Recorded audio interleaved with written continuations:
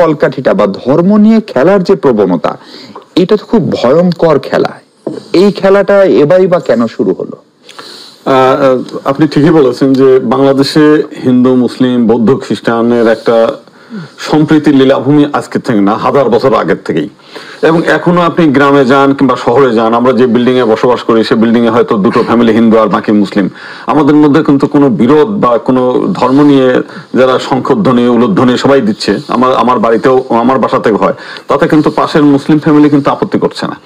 আমরা মন্দিরে যাচ্ছি, রেগুলার আসছি, বিভিন্ন পূজা পার্বণে এককভাবে অংশগ্রহণ হচ্ছে, বিভিন্ন সময় পূজায় কিন্তু হিন্দু মুসলিম সবাই মিলে এমনকি চাঁদা পর্যন্ত দিচ্ছে। গ্রামে তো একেবারেই সম্প্রীতি, মানে তাদের যে আমরা যে খালা মানে ডাকা, ওরাও মাসিমা কিংবা এই ডাকগুলো, মাসিমা পিসিমা ডাকে, মানে এই জিনিসগুলো কিন্তু কোনো বিরোধ নাই। তাহলে বিরোধটা শুরু হলো কিভাবে? বিরোধটা টোটালটাই হচ্ছে পলিটিক্যাল। কারণ হিন্দুরা মাইনরিটি, কিন্তু এই মাইনরিটি গেম খেলা খুবই সহজ।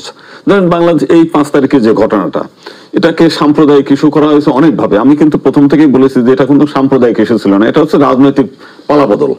এবং এইবারে হাসনাত আব্দুল্লাহর বাড়িতেও হামলা হয়েছে, মাশরাফির বাড়িতেও হামলা হয়েছে, আবার কিছু হিন্দু বাড়িতেও হামলা হয়েছে।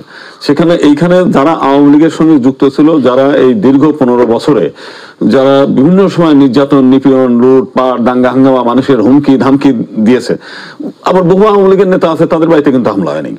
তো এই স্বাভাবিকভাবে ব্যক্তি ম্যাটার করেছে, ধর্মটা না। যে একটা গ্রামের মধ্যে হিন্দুরা তো বেশিরভাগই আওয়ামী লীগের সাপোর্টার ছিল, সববারই কিন্তু হামলা হয়নি।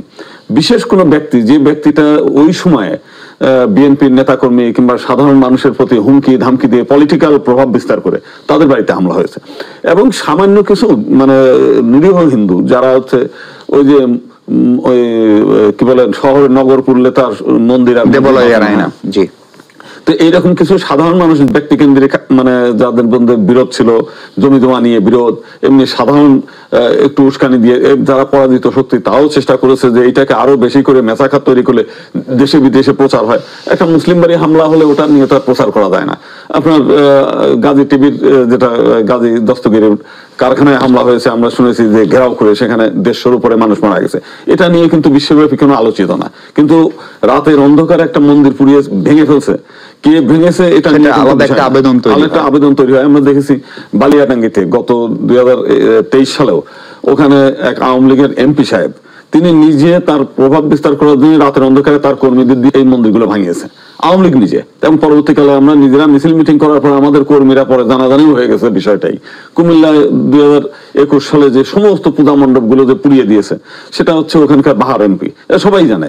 সাল্লার ঘটনায় আওয়ামী লীগ জড়িত, তারপর আপনার নাসিরনগরের ঘটনায় আওয়ামী লীগ জড়িত, এই অভয়নগরের যে ঘটনা যশোরে, 2 আওয়ামী লীগ নেতার মানে তারা নিজেরা কামড়াকামড়ি করে হিন্দুদের বাড়িতে হামলা হয়েছে।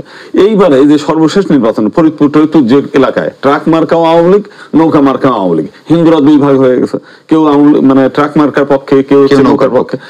এই হিন্দুরা মার খাইছে। তখন বিষয় হচ্ছে যে আওয়ামী লীগ হিন্দুদেরকে ব্যবহার করছে অনেক আগে থেকে, সেই 1954 সাল থেকেই।